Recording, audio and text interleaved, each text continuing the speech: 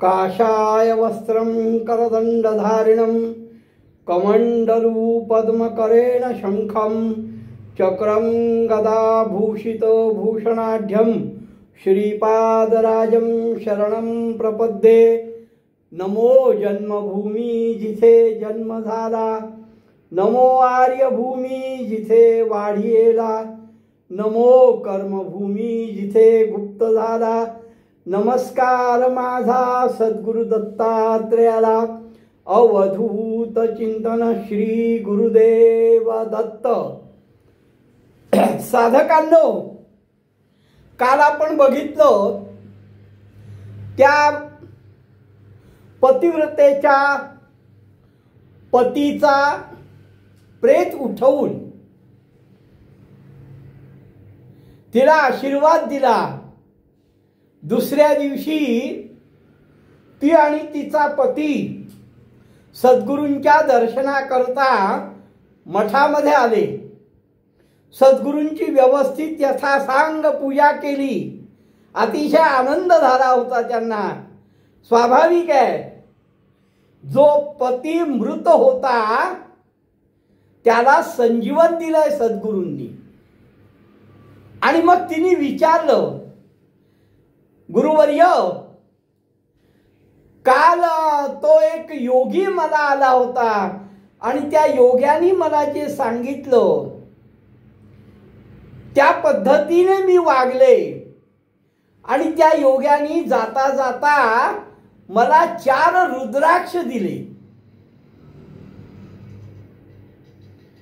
आणि ते रुद्राक्ष 2 प्रेताच्या कानाला बांध आणि 2 गळ्यात बांध आणि मग दहन कर असं सांगितलं होतं। पण जायच्या आधी तुमचं दर्शन घ्यायला सांगितलं होतं आणि मी दर्शन घ्यायला आल्यानंतर तुमच्या कृपा आशीर्वादाने माझा मृत पती उठला। पण रुद्राक्ष तर माझ्याजवळ आहेत, तर रुद्राक्षाचं असं काय महत्व आहे ते मला विस्तृत करून सांगा। सद्गुरू हसले। सद्गुरू म्हणे, अगं, तो योगी म्हणजे मीच होतो। तो योगी दुसरा तिसरा कोणी नाही, मीच होतो। तुझी परीक्षा बघण्याकरता, तुझी एकाग्रता, तुझी एकनिष्ठता बघण्याकरता मीच योगी बनून आलो होतो आणि मीच तुला रुद्राक्ष दिले। पण आता मी तुला या रुद्राक्षाचं पूर्वाख्यान सांगतो। याचे पूर्वील आख्यान विशेष असे अतिगहन, ऐकता पापे पळोन। अगं, ते आख्यान ऐकलंस तरी पाप पळून जाती। राजा काश्मीर देशाची। आता सद्गुरू तिला त्या रुद्राक्षाचं आख्यान सांगतायत की रुद्राक्षाचं काय महत्व आहे। तर काश्मीर देशाचा राजा जो होता त्याचं नाव भद्रसेन आणि त्याचा पुत्र सुधर्म, हे दोघंही प्रख्यात। राजा भद्रसेन आणि त्याचा पुत्र सुधर्म, या दोघांची ही कथा आहे। या राजाचा मंत्री जो होता त्याचा मुलगा, मंत्र्याचा मुलगा, त्याचं नाव तारक। आणि हे दोघंही मुलं म्हणजे राजाचा मुलगा सुधर्म आणि मंत्र्याचा मुलगा तारक, हे दोघंही विद्वान होते, ज्ञानवंत होते आणि दोघंही परम असे मित्र होते। दोघंही साधारणतः एकाच वयाचे होते। विद्या अभ्यास करण्याकरता धर्मशास्त्र, शस्त्र, पुराण हे सगळं शिकण्याकरता किंवा खेळण्याकरता हे दोघंही आनंदाने बरोबर असत. कुठे कुठे विद्याभ्यास करायला, खेळायला, जेवायला अतिशय आनंदाने दोघ जण बरोबर होते. म्हणजे सुधर्मा आणि तारक एक मंत्री सूत आणि एक राजाचा सूत, या दोघांमध्ये प्रचंड शक्यत्व होतं. कारण सगळ्या ठिकाणी हे बरोबर होते आणि हे महाज्ञानी होते. पुन्हा सद्गुरु सांगतायत, क्रीडास्थानी सहभोजनी असती दोघे संतोषणी. खेळायचं ठिकाण असो, जेवणाचं ठिकाण असो, दोघही आनंदाने होते. ऐसे कुमार महाज्ञानी,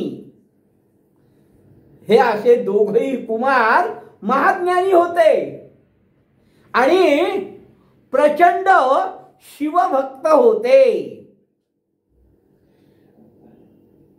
शिवभक्त होते, ज्ञानी होते. यांच्या अंगावर अलंकार म्हणशील तर आता एक राजाचा पुत्र आहे, एक मंत्र्याचा पुत्र आहे. दोघांनाही अलंकार घालायला काही कमी नव्हती, पण यांच्या अंगावर रुद्राक्षाच्या माळा फार सुंदर दिसत होत्या आणि हे स्वतः भस्म लावत होते, त्रिपुंड लावत होते.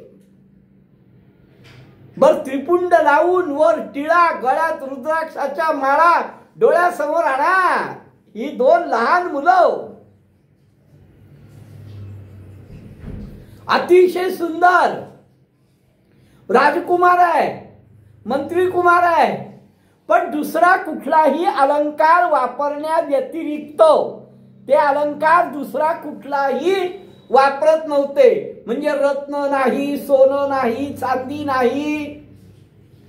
त्या सगळ्या अलंकाराला म्हणजे सोन्याचे, चांदीचे, रत्नांचे, या सगळ्या अलंकाराला ते लोखंडा समान मानत होते आणि ते घालायला दिलं तर ते फेकून द्यायचे.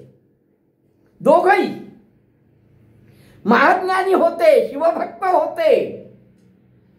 गळ्यामध्ये फक्त रुद्राक्षाच्या माळा, कपाळावर भस्माचं त्रिपुंड आणि त्याच्यावर गंधाचा टिळा.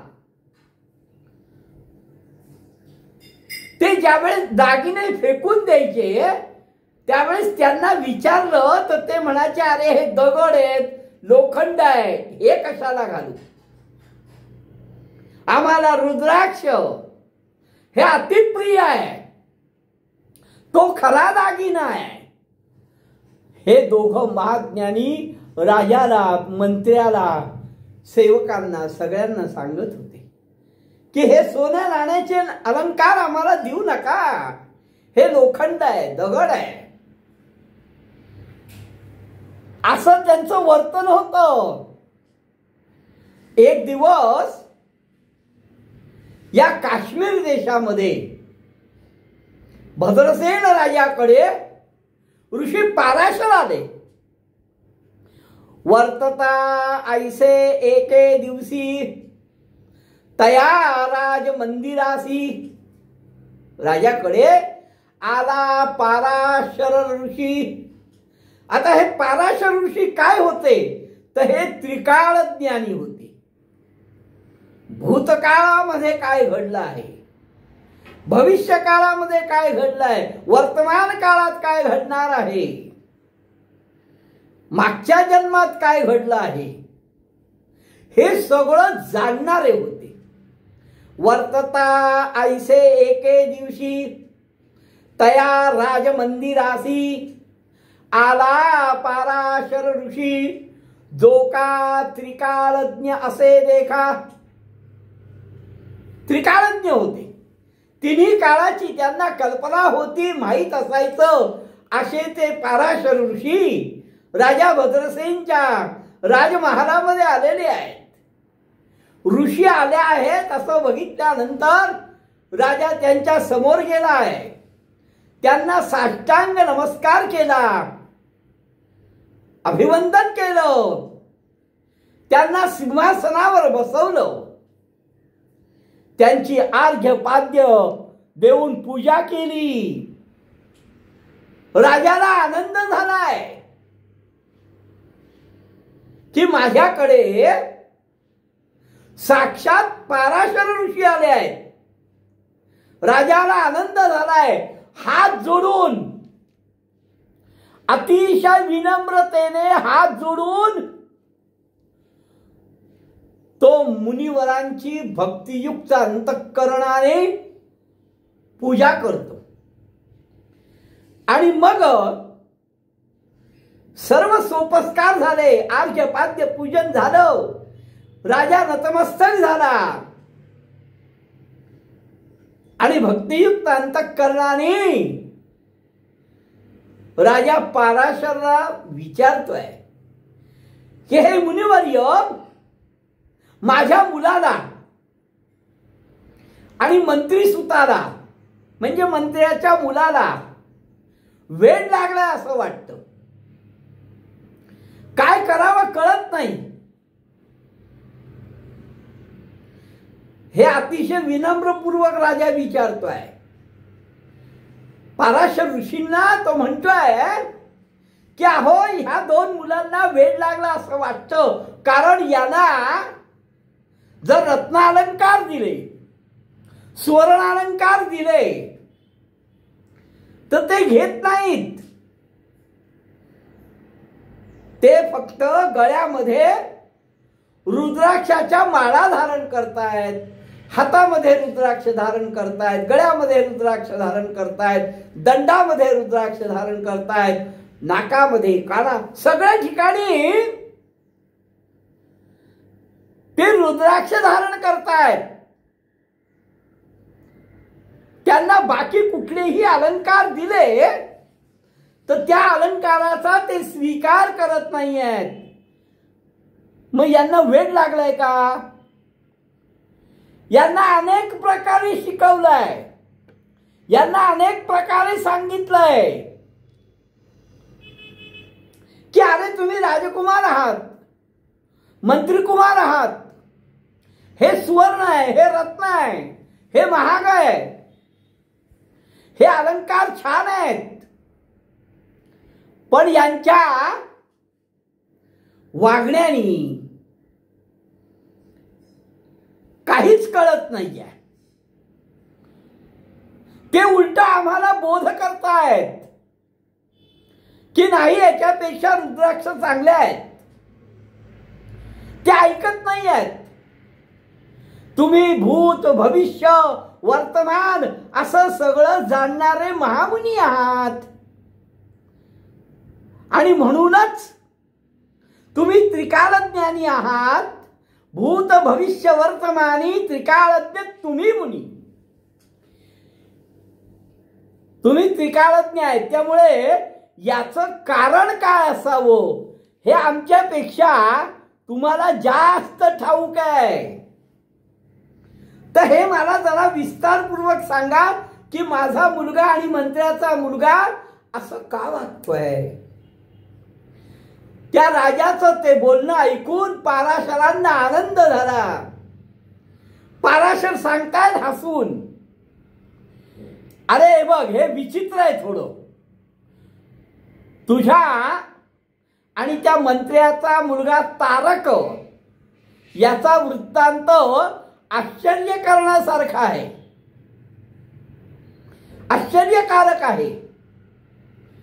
त्याकरता मी तुला काय विचित्र अशी एक घटना आहे ती सांगतो, तुला म्हणजे थोडंसं कळेल. पूर्वी म्हणजे आता पराशर ऋषी त्या सुधर्म आणि तारक या दोघांचा मागचा जन्म सांगतायत. त्रिकालज्ञानी आहेत ते म्हणतात पूर्वजन्मामध्ये नंदी नावाचं एक नगर होतं आणि त्या नगरामध्ये अतिशय लावण्यवती अशी एक वारांगना म्हणजे वेश्या राहत होती. जसं चंद्राचं तेज होतं तसं त्या वारांगणेचं वेश्येचं तेज होतं. जैसा चंद्र पौर्णिमेसी, त्या वेश्येचं वर्णन करतायत पराशर. ते म्हणतायत जैसा चंद्र पौर्णिमेसी तैसे छत्र असे तिसी, सुखासन सुवर्णेसी. अरे तिला बसण्याकरता सुवर्णाचं आसन होतं आणि ते तिला शोभून दिसत होतं. तिचं मय हिरण्यमय असं होतं. तिच्या पादुका सुवर्णाच्या होत्या. नाना प्रकारचे अलंकार तिच्याकडे होते. चित्रविचित्र अलंकार होते. एक तर ती वेश्या, दुसरं अतिशय लावण्यवती. तिच्याकडे सर्व साज शृंगार होता. सर्व प्रकारचे अलंकार होते आणि ते घातल्यानंतर तिची कांती ही नयनरम्य अशी दिसायची. अतिसुंदर लावण्य. पराशरचे वर्णन करताना शेवटी एकच वर्णन करतात. काय म्हणतात? अतिसुंदर लावण्य. गंध, कुंकुम, कस्तुरी, फुलं सगळं तिच्याकडे होतं. अखिल भोग तिच्या घरी. सगळ्या प्रकारचे भोग ज्यांना आपण सुख म्हणतो, हे सगळं तिच्याकडे होतं. त्या गावामध्ये तिची एक ख्याती होती. वेश्या होती तरीही तिची एक ख्याती होती. का बरं? त्याचं वर्णन पुढे पराशर फार छान करतात. एका वेश्येकडे एवढं सगळं होतं, लावण्य होतं, सगळे भोग होते, ती दिसायला सुंदर होती, ख्याती होती तिची. म्हणजे तिच्याकडे आणखीन काही विशेष असण्याची शक्यता आहे. धन, धान्य, संपत्ती, द्रव्याला कोटी संख्या, त्याला मोजदाद नाही. अशा प्रकारे ती वारवनिता म्हणजे वेश्या त्या नगरामध्ये राहत होती. आता पुढे पराशर ऋषी सांगतायत तिची ख्याती का होती, तर असोनी वारवनिता.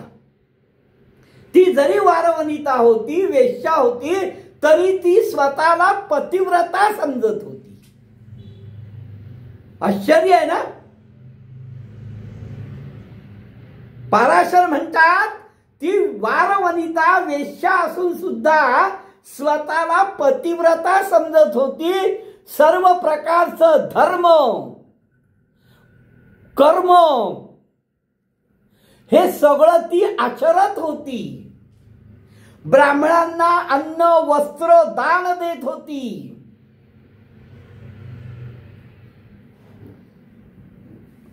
आश्चर्य हेच आहे. आणि म्हणून पराशरांनी तिची सुरुवातीला प्रचंड स्तुती केली. कारण असोनी वारवनिता म्हणती आपण पतिव्रता, धर्म कर्म असंख्यता, नाना प्रकारची सत्कर्म, नाना प्रकारचे धर्म, नाना प्रकारचे व्रत, उद्यापन, उपासना ही ती करत होती. ब्राह्मणांना अन्न वस्त्र दान देत होती. तिच्या महालामध्ये एक नाट्यमंडप होता, नृत्यशाळा होती. ती पण अतिशय सुंदर, रत्न खचित नानापरी. व्यास तिचं कौतुक करतात, तिच्या महालाचं कौतुक करतात, तिच्या नाट्यमंडपाचंही कौतुक करतायत.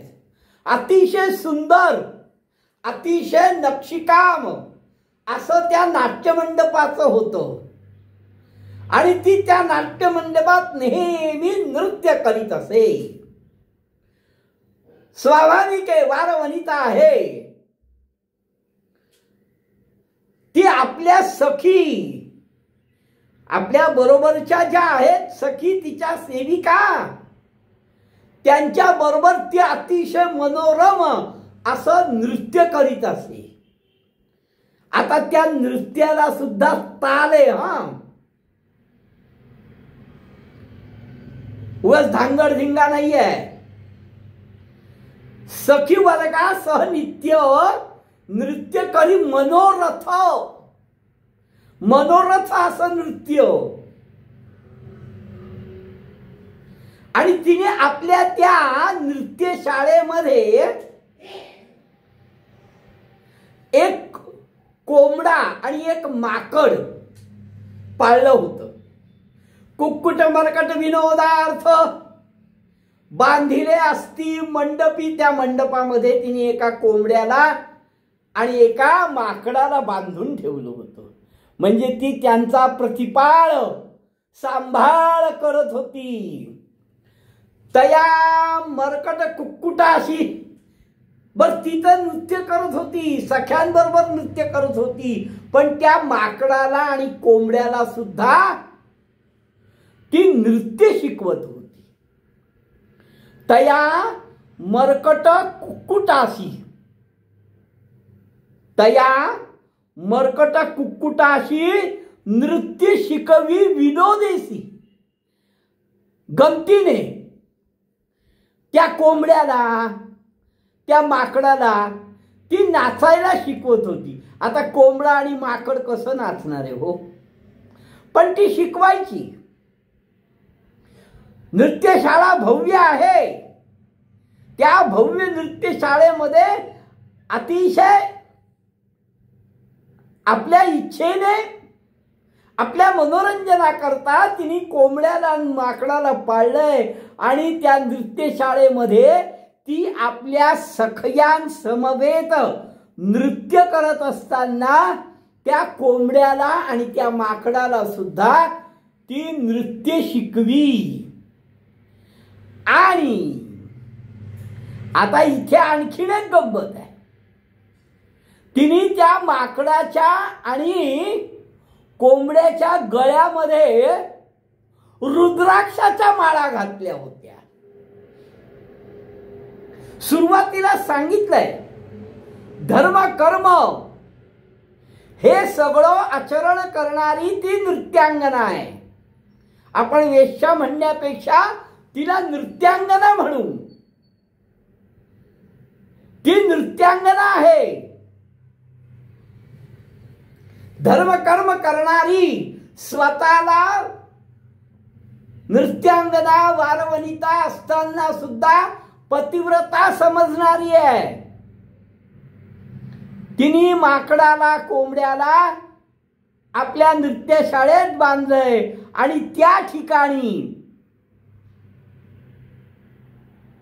ती त्यांना नृत्य शिकवायची.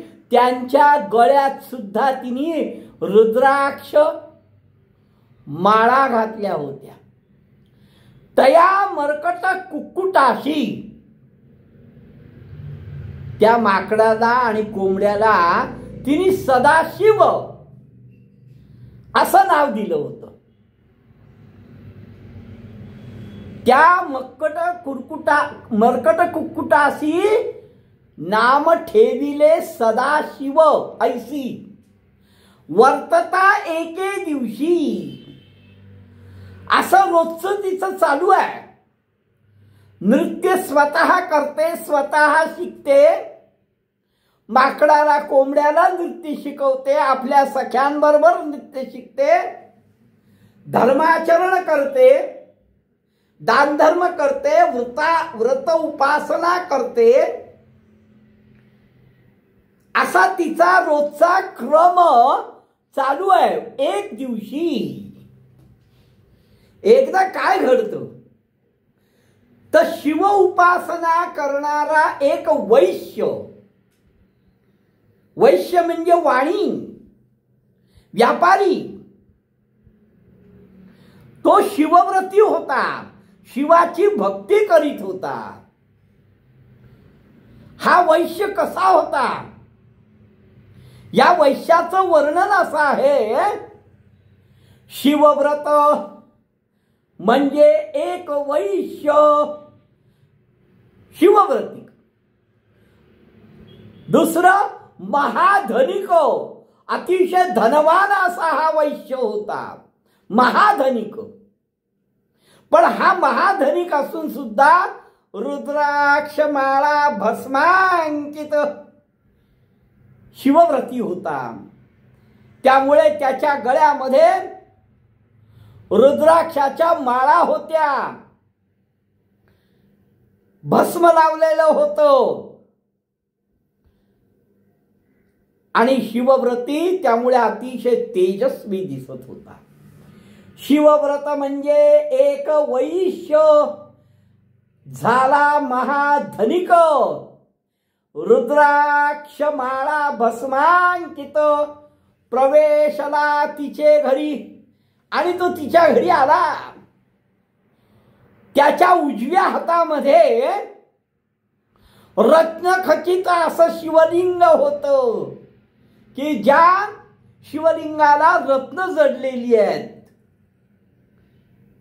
त्याचे सव्य करी देखा रत्नखचित लिंग निका. अहो ते इतकं सुंदर लिंग होतं, रत्नखचित होतं की त्याचं तेज चंद्रासारखं चहूबाजूला पसरत होतं. ते लिंग इतकं मनोहर होतं. ते लिंग त्याच्या हातामध्ये होतं. तया वैश्यासी देखोनी, त्या वैश्याला, त्या वाण्याला बघितलं. त्याला नमस्कार करून तिने आपल्या घरात नेला त्याला. ही वारांगना आहे, वारवनिता आहे, नृत्यांगना आहे. त्याला नाट्यमंडपात बैसवलं. त्याचा यथोचित सत्कार केला. त्याच्या हातामध्ये जे लिंग आहे रत्नखचित शिवलिंग, ते तिने बघितलं. ते लिंग बघून तिला आश्चर्य वाटलं. अरे एवढं सुंदर लिंग, एवढं छान शिवलिंग याच्याकडे. मग ती आपल्या सखीला सांगते. तिची जी सखी होती, तिची जी दासी होती, तिला सांगते हे असं लिंग मला पाहिजे. तिला विकत घ्यायला कठीण नाही हो, अमाप धन आहे, सुरुवातीलाच सांगितलंय. अहो तिचं सिंहासन सोन्याचं आहे.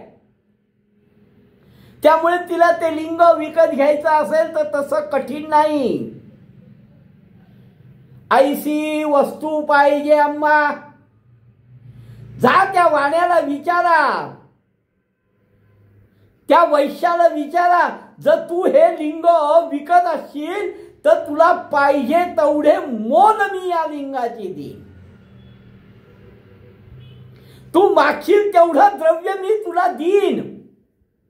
आणि जर माझ्याशी कामक्रीडा करायची असेल, माझ्या बरोबर तुला रतिसुख पाहिजे असेल, तर 3 दिवसाकरता मी तुझी पत्नी होईन.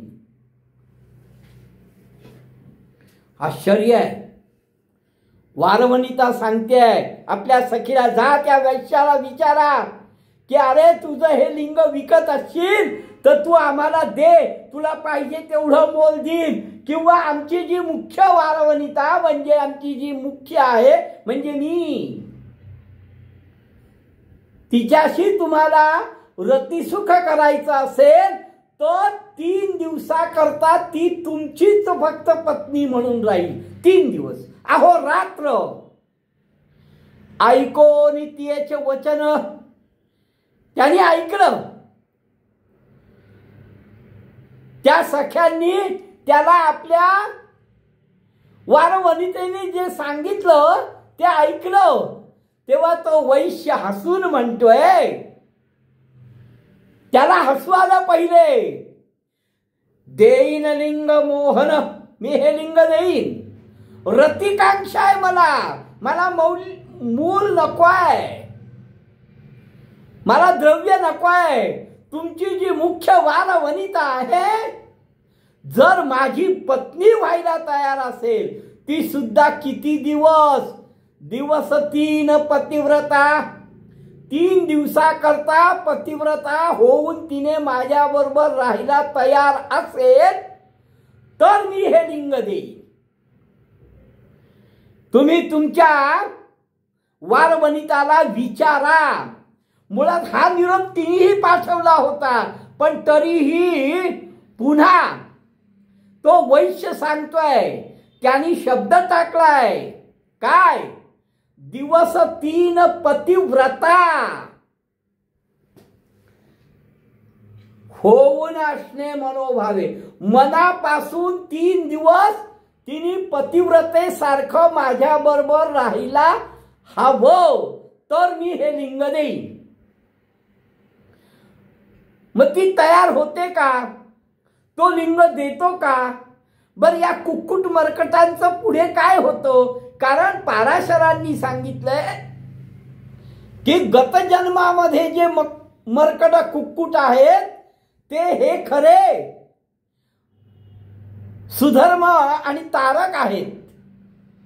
मग हे सगळं काय आहे, पुढे काय घडतं, हे आपण उद्या बघू. अवधूत चिंतन श्री गुरुदेव दत्त.